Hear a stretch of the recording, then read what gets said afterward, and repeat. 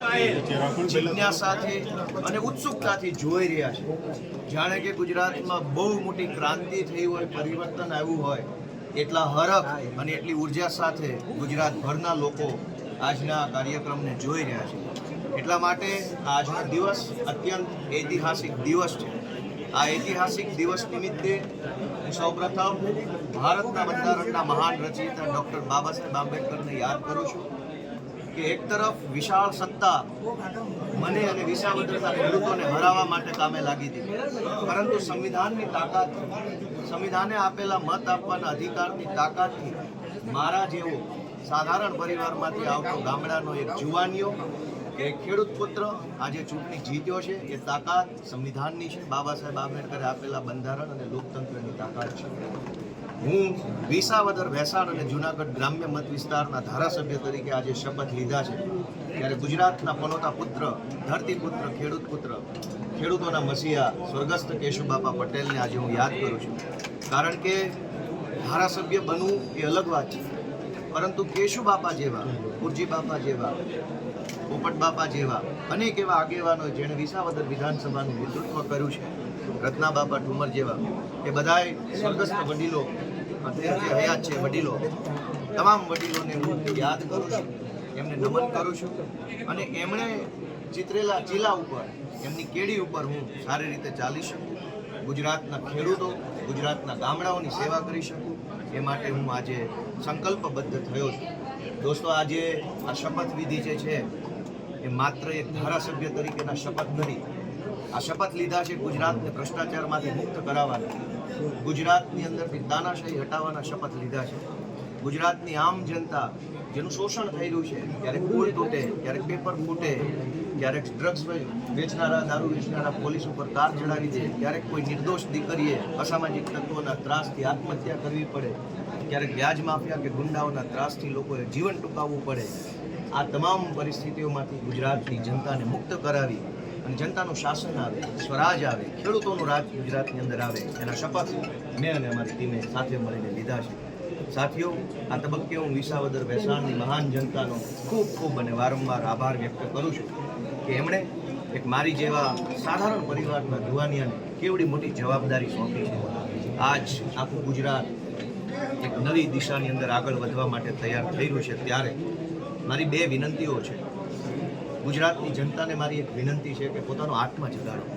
ક્યાં સુધી સહન કરીશું? ક્યાં સુધી આ બધું ચલાવી લઈશું?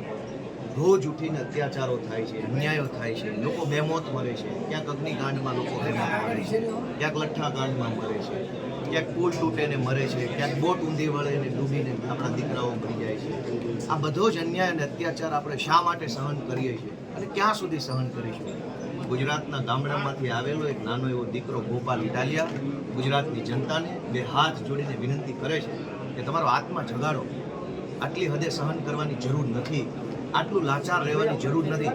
આપણે ગાંધી અને સરદાર જેવા ક્રાંતિકારી પુરુષોની ધરતીના માણસો છીએ. લાચારી કે વિવશતા આપણને પોસાય નહીં. ગુજરાતના યુવાનોને વિનંતી કરું છું કે તમારો આત્મા જગાડો, તમારા મનને ઢંઢોળો, લડાઈ માટે તૈયાર થઈ જાઓ, સંઘર્ષના રસ્તા ઉપર આવો. અને ક્યાં સુધી સત્યાગ્રહ છાવણીમાં બેસીને માત્ર આપણે આંદોલનો કરતા રહીશું અને સરકાર આપણી વાત નહીં સાંભળે? આવો, એક મોટું આંદોલન કરીએ, સંઘર્ષના રસ્તા પર જોડાઈએ અને આપણે સૌ ભેગા મળીને ગુજરાતની અંદર બદલાવ લાવવાનો સંકલ્પ લઈએ, એવી હું ગુજરાતના યુવાનોને પ્રાર્થના કરી રહ્યો છું. આ તબક્કે વિધાનસભાના માનનીય અધ્યક્ષશ્રીનો પણ ખૂબ ખૂબ આભાર વ્યક્ત કરું છું. એમણે મને આવકારીને મને શપથ લેવડાવ્યા છે અને ધારાસભ્ય તરીકેની જવાબદારી સોંપી છે. એ બદલ માનનીય અધ્યક્ષ શ્રી શંકરભાઈ ચૌધરી સાહેબનો પણ ખૂબ ખૂબ આભાર વ્યક્ત કરું છું. આ તબક્કે હું અમારા આમ આદમી પાર્ટીના નેતા અરવિંદ કેજરીવાલજી અને ગુજરાત પ્રદેશના અધ્યક્ષ માનનીય ઈશુદાનભાઈ ગઢવીના નેતૃત્વમાં કામ કરતા આમ આદમી પાર્ટીના એક ક્રાંતિકારી કાર્યકર્તાને હું નમન કરું છું.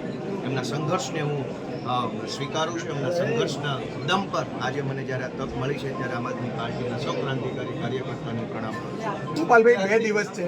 એક ઘટનાક્રમ હતો કે વિધાનસભાના પગથિયા ઉપર બેસીને ગોપાલભાઈએ જે કર્યું હતું એના કારણે તમે જાણીતા થયા હતા, અને આજે એ જ વિધાનસભા ગૃહના સભ્ય તરીકે તમે અહીંયા પહોંચ્યા હતા. બંને દિવસ તમે કેવી રીતે જુઓ છો? બંને ઐતિહાસિક દિવસ છે. એક સમય હતો જ્યારે ગુજરાતની વિધાનસભાની અંદરથી જે કાંઈ નિર્ણયો લેવાતા અને નિર્ણયો પ્રજા વિરોધી હોય, જનતાનું શોષણ કરનારા હોય, જનતા ઉપર દમન થાય એવા નિર્ણય હોય એના વિરોધમાં મેં મારા આંદોલનકારી સ્વભાવ તરીકે એક જમાનામાં વિરોધ નોંધાવેલો. આજે મને જનતાએ વિધાનસભાની અંદર બેસીને નિયમ અને નીતિ પ્રમાણે વિરોધ નોંધાવવાની જવાબદારી સોંપી છે. તો સડક ઉપરના વિરોધથી લઈ સદનની અંદર સુધીના વિરોધ સુધીની આ સફરની અંદર જનતાનો જે અભૂતપૂર્વ પ્રેમ મળ્યો છે, મારા કુટુંબ પરિવારનો પ્રેમ મળ્યો, મારા આમ આદમી પાર્ટીના કાર્યકર્તાની લાગણી મળી, એ બદલ હું મારી જાતને ભાગ્યશાળી માનું છું અને સૌનો આભાર વ્યક્ત કરું છું.